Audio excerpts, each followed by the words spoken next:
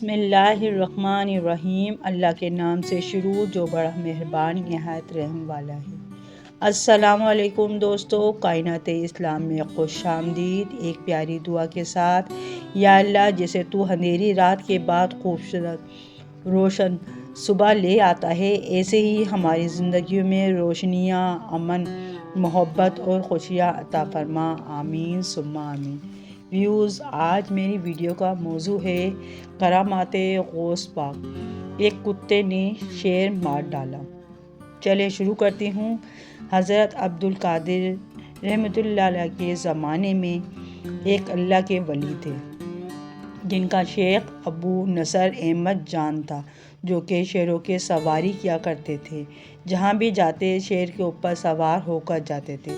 بہت سارے اولیاء کرام کے پاس ان کا آنا جانا تھا۔ اسی طرح شیر کو سواری بنا کر شیر پر سوار ہو کر جاتے تھے۔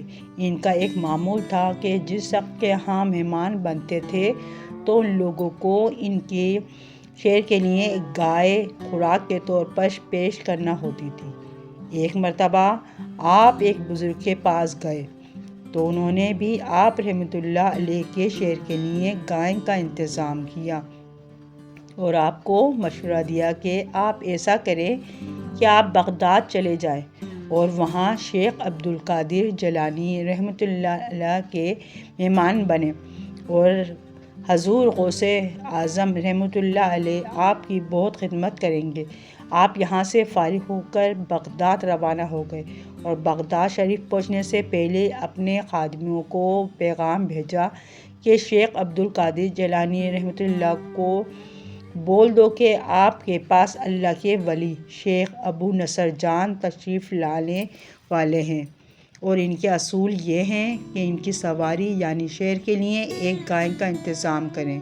سلطان اولیاء حضرت غوث اعظم رحمۃ اللہ علیہ کو پہلے سے ہی علم تھا کہ آپ نے اپنے خادم کو گائے کا انتظام کرنے کے لیے کہا۔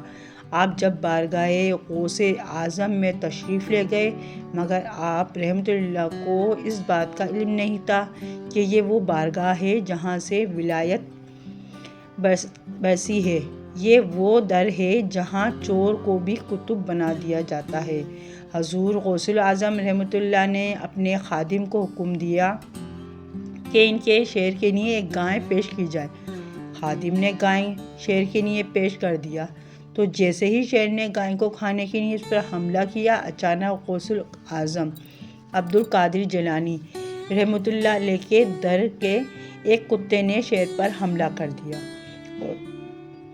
اور اس کو چیر پھاڑ کر رکھ دیا۔ شیخ ابو نصر احمد شام کو جب یہ پتہ چلا کہ ان کے شیر کو ایک کتے نے مار دیا ہے تو تب آپ شیخ عبدالقادر جیلانی رحمۃ اللہ کے مرتبے کو سمجھ گئے، تو پھر آپ نے شیخ عبدالقادر جیلانی رحمۃ اللہ سے معافی طلب کی۔ تو دوستو، یہ ہوتی ہے درس نسبت تھی کہ وہ کتا شیر سے بھی طاقتور ہو گیا۔ سبحان اللہ۔